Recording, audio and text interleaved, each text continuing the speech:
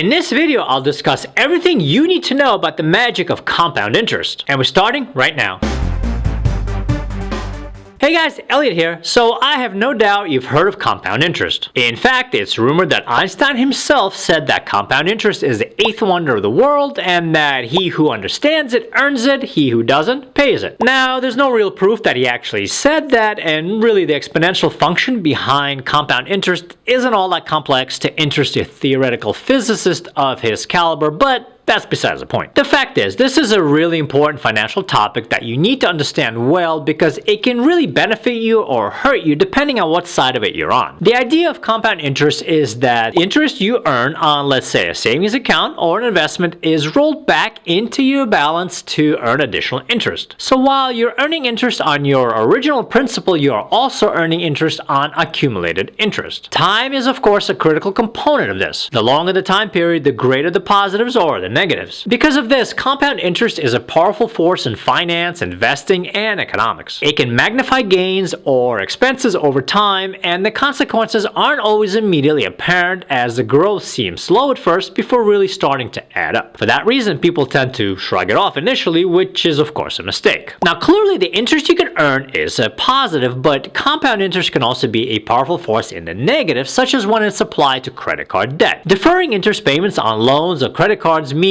that interest accrues and adds to the outstanding balance a lot faster than you think. So the moral of the story here is that you want to be on the positive side of compound interest, not the negative side, but in either case, it pays to not disregard it. So what is the formula behind compound interest? As I mentioned earlier, it's not all that complex and its power lies in its simplicity. Here it is. It's just P times 1 plus R divided by N to the power of NT. What are all these variables? Quite simply, P is the initial principal balance, R is the interest rate, N is the number of times interest is applied per time period, and T is the number of time periods elapsed. Finally, A is the answer. Let's go ahead and do a simple calculation. For our purposes, our principal, or P, will be $10,000, a nice round number. Our interest rate will be 4%, which is about what high-yield savings accounts are paying recently, and this interest will be compounded monthly, which is fairly typical. Finally, we need a time span, and let's pick three values, 5, 10, and 15 years.